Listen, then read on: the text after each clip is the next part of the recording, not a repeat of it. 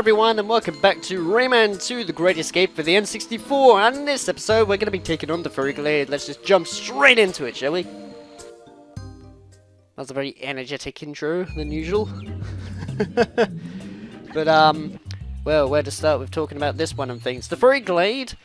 Okay, I'll admit, the first level is quite fun and all, but man, is this level pretty big for the second level. And the third level after that is actually pretty small. So the actual, duration of the levels in this game, actually, there's not really a nice pattern if you ask me. It's no issue, really. I mean, at least that way, you got to explore most of the game in just the second level, and then you realise how amazing the game gets and things. It's just, I don't know, I just found it really weird and things.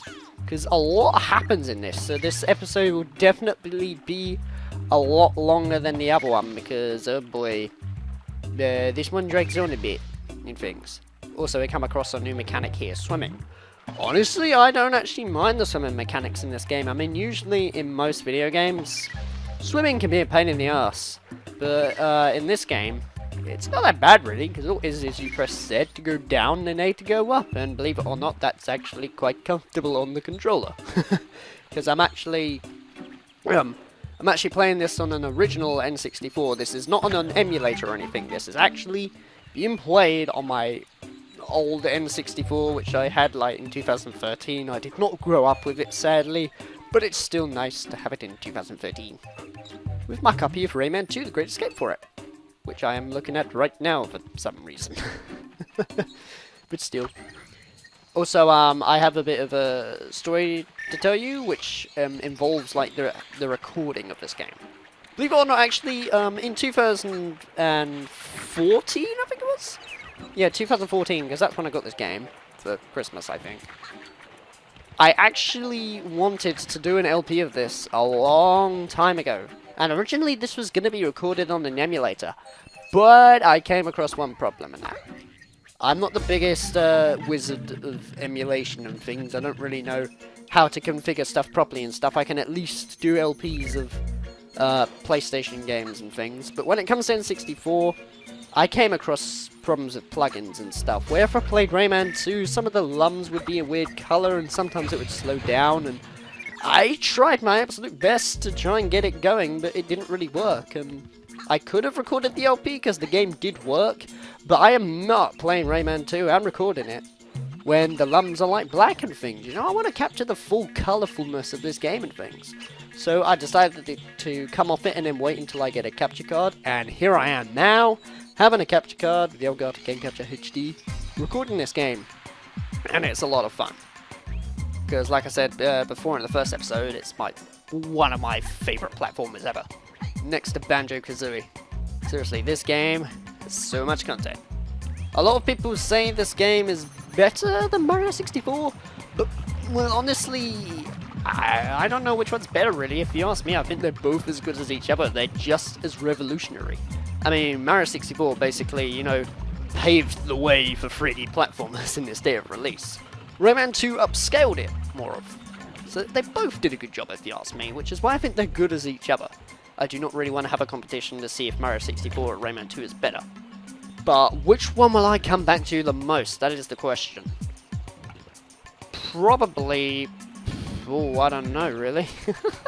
Like I said, they're both just as accessible. They're at least games that I will play, like, once a year. Also, just out of boredom. Like, one time I'll just play Mario 64, just if I'm bored and I want to play it again. And one time I'll play Rayman 2, I guess. So that's different. One major difference, though, actually, on the N64 version of this is the music. The N64 version has a very much more toned down version of the soundtrack, but it still does a pretty nice job if you ask me. If anything, at times I do actually prefer the N64 soundtrack for some reason. I don't know, I'm just weird. But all the other versions have this fully remastered soundtrack that started on the PC version, I believe. And they sound absolutely brilliant, holy crap. But the N64 did this game justice and things. I mean, come on, this is like the first version and stuff as well, so it has to be good, surely. Like, just some of the jingles there and that, they're actually replaced with more orchestrated versions in the other versions, like the PC, etc. I'm not going to name every version because there's far too many of them. Oh great, I screwed that one up. But, this one just has I guess you could say, due to the N64 limitations, this was cut down a lot of things. Like, I don't know if the N64 version originally had them all orchestrated and things, because it's funny how out of nowhere the PC version had all that. But, you know, they might have just, like, say, bit crushed it or something and just thought, nah, that doesn't really work. Let's just remake the whole soundtrack so it sounds suitable for the N64 and runs on its hardware limitations, you know? Because, I mean, believe it or not, here's a bit of trivia. I don't know what the hell I'm talking about in this episode. You know the Oddworld franchise? Apparently, originally, well, reading in, like, some interview with the maker of Oddworld called Lorne Lanning, I think it was. Apparently, Oddworld was originally going to be planned to be released on the N64, but then it got ported to PlayStation due to the N64's cartridge limitations, since the fact that, you know, it couldn't handle any of the art assets and things. So that was scrapped and imported to the PS1 version instead. And honestly, good thing too, because the PS1 version had a very innovative use of the controller. So that's pretty neat. Also, we have a cutscene of a pirate that's about to kill us for some reason. Yeah, sorry about that, I had a bit of a quick interruption there and things, but I'm back now this time. So, we have like this pirate that's trying to shoot us and things with barrels, and what you're meant to do is actually pretty simple, but if you go beyond that, you can actually find a couple more extras and things in this game. There's something I guess you could say I like more about this game, because if you just go out of your way and explore, you can find new discoveries and things. And yes, sure, the game may be a bit dated and things in places, especially the graphics. But honestly, when I play an old game, I like to picture myself playing it in the game at the time this game came out. So I'm imagining myself right now playing this game in 1999, just like back in the PS1's release. But I believe the PS1's release was in like 2000 or 2001, I believe. Yes, I'm not entirely too sure, but either way, it was still pretty decent. And I think I'm going to drown if I don't really go over there very quickly. Okay, maybe not. Cool. Here's one thing I don't get there in this level. This will help you out if you're playing along as well. If you're planning on getting all the lums in this level, you can't. You actually have to go to a level later on in the game that backtracks you to this level. And believe me, that is way later down the line. So we're not really going to come up to it at the moment and things. I love that little jingle sound effect. Yes, sure, it sounds superior on the other versions, but I don't know. I praise the N64's sound font for this game, I don't know. Also, the music changes a lot in this area as well, because, like, you know, it all goes all cheery and things, but then they decide to throw stuff in that just makes it more tense and things. Again, you know, just brilliantly for the N64 and things. Also, I love this section here. For some reason, again, I used to always struggle with this, but I suppose, as a kid, these kind of segments, you're like, how the hell do I do this without getting hit on things? But, you know, now it's just a breeze, just like that, even though I nearly fell off for some reason. Also, I loves this music.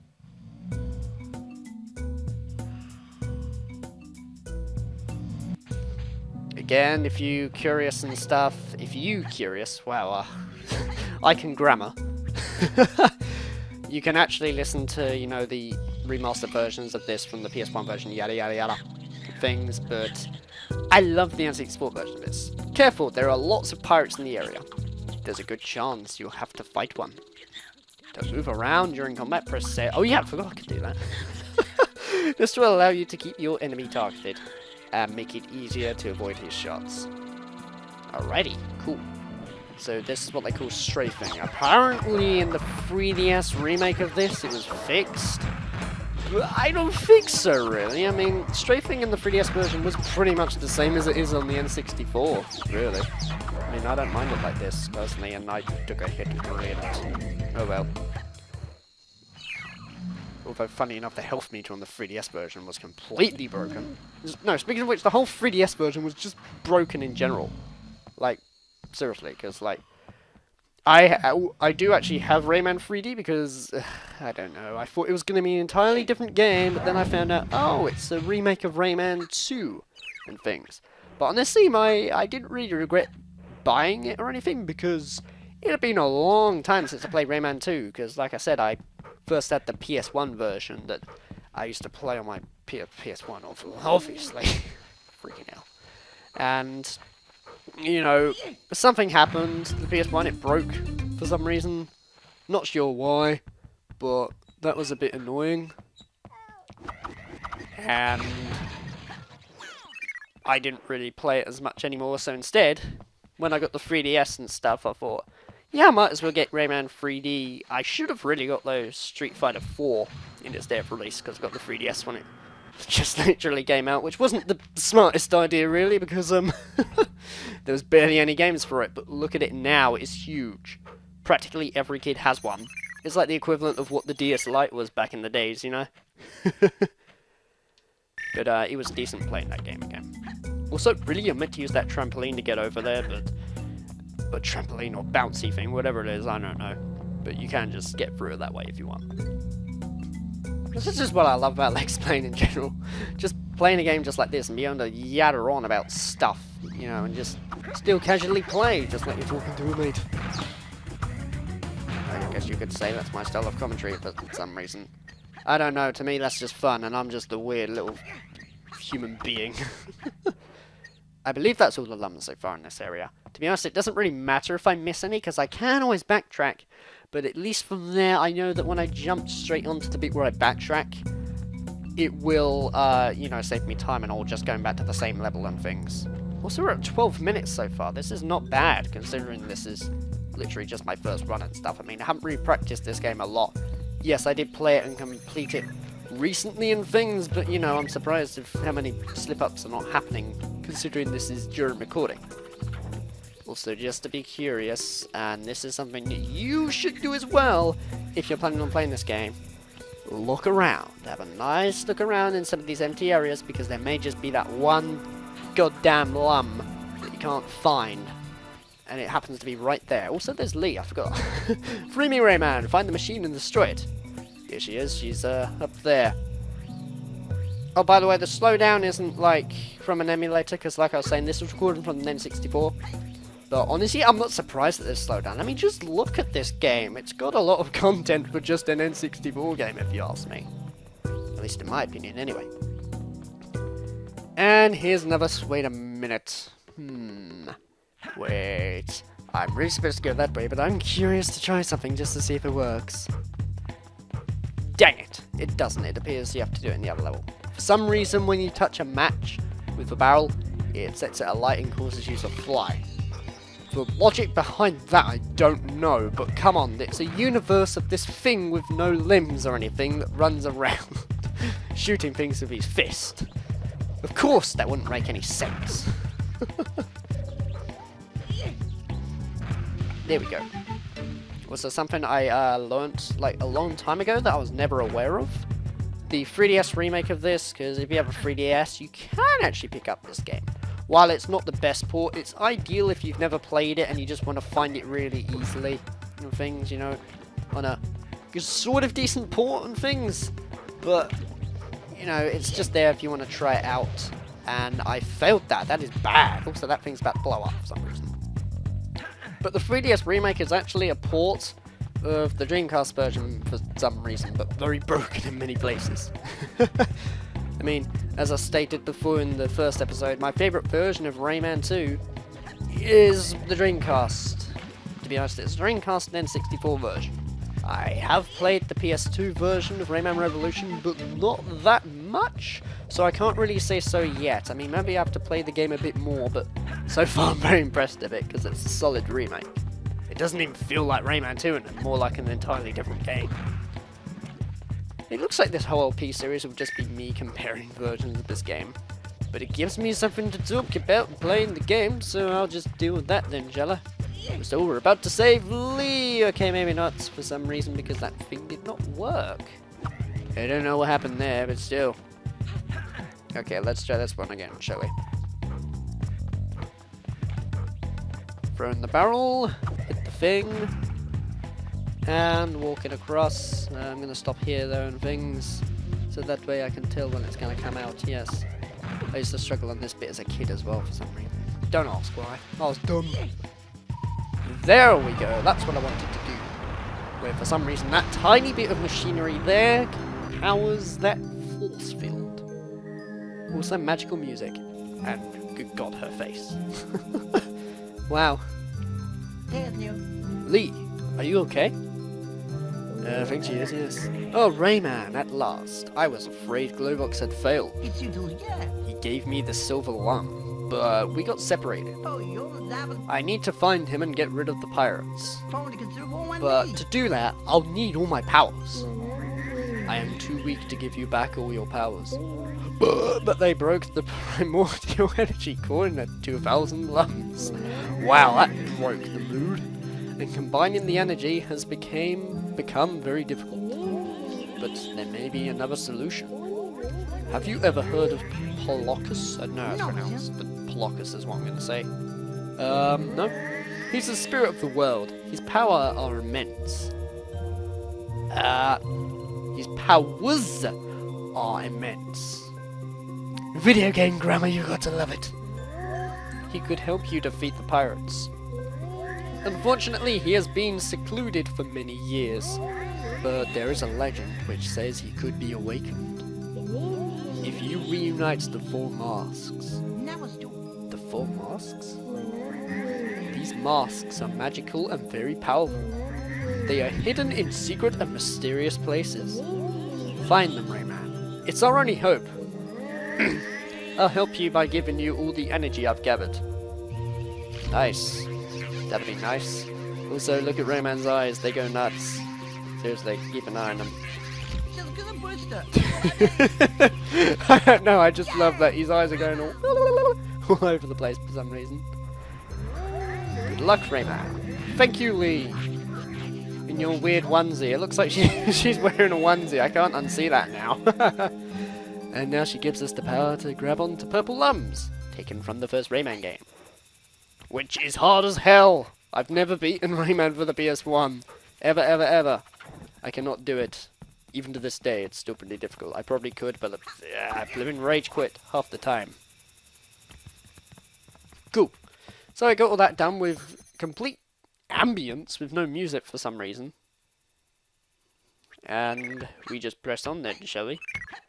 As we have 29 lums so far. I think that's the amount you need at the moment. Believe it or not, you actually need to collect enough lums in order to go on to later levels for some reason. I suppose it is a collectathon, so that would be what you had to do. I don't know. Also, look at this depth perception for the N64. Okay, maybe not the draw distance, but, you know, just the actual depth. Look at it. It is pretty goddamn huge. Especially in the 3DS remake, because, like I said, even though the 3DS remake is not the best port, oh good god, is the 3D good in that game. That was definitely one of the good reasons I chose to get Rayman 3D for the 3DS in its day of release, was because of the 3D. I mean, at the end of the day, I bought a 3DS to look at 3D, but now I don't really use 3D that much. I use it from time to time, but it, you know, the battery life at the end of the 3DS and things suck, so I don't really do that often, but still. Also, there are lums there that I want to collect. Wow. And you know what's weird? I'm actually playing this game on a HD TV. And even from this perspective, it looks pretty freaking cool, I must say. Is this game programmed for 16 to 9 aspect ratio? I don't know, man. I mean, to me it looks better in 4.3, but oh well. It still doesn't look half bad in this one. That's nice. I'm basically talking about things that you can't actually see. So you think I'm a bit weird. I swear I just heard a cage. Plus the lighting effects, look at this. Goes dark, this bit. Out here, complete lightness. I love it. Something they were actually missing from the 3DS remake, because the lighting in the 3DS remake was not the best. I will say that. And now we're going to come across a bit which is actually pretty annoying and slow. Not the biggest fan of this area. I mean, when I first play Rayman 2, this is not the thing that pops into my head. Because, oh boy, trying to get these lums is so annoying. The annoying part, though, like I said, is even though you have to backtrack, it looks like there are the last couple of lums in this area. But, surprisingly, there isn't. for some reason. Even though it says, like, your lum counter is at, like, 45 or something. I forget what number, but, you know, you'll see when we come up to it in a bit or so. But this mechanic was weird. I'm not the biggest fan of this area, really not. Especially since you have to, you know, let go of your propeller in order to go down. I find that a bit of a weird design. There's also a really, another weird design that I do not like in the game at all, really. Which we're probably going to come across later in the game. Because it's not in this, you know, area per se. But it's actually in the later ones, but I'll talk about it more later, because I might as well talk about it when I'm actually doing it, if you know what I mean. Alright, so where are we off to now? We're gonna go off to this way, I guess, up this slow hill air current. Yeah, here we are, like, nearly at, like, 45. And the last 5 or so are in a completely different area. I can imagine how many kids in that played this game and spent ages trying to find that. And then they're like, oh, it was in this area, because I knew that. There we go, 44. And 45. Yeah, it is 45. Okay, that was actually a good guess. I couldn't remember, but then suddenly I just had, like, memories, and I thought, oh yeah, because the big fat lum, you know, the ones with the smiley faces, they're, like, worth 5 lums, I think. So, of course, that will be the last. Okay, maybe not. I stand corrected. Fair enough. It's 46 in total. Damn it again. That's annoying.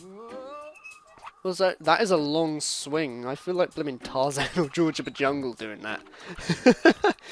Albeit without the scream that he does, which I'm not going to do an impression of. Also, I love the dance that Rayman and the Teensy do at the end and stuff. Where you have to, well, you know, you rescue these cages and stuff throughout the level. Which is what I've been doing, really. I believe I got all the cages, did I? I don't know, let me check. No, 6 out of 7, because... oh yeah, the last one is actually where you backtrack for some reason. Don't know why, but still. Let's just hop into here, shall we?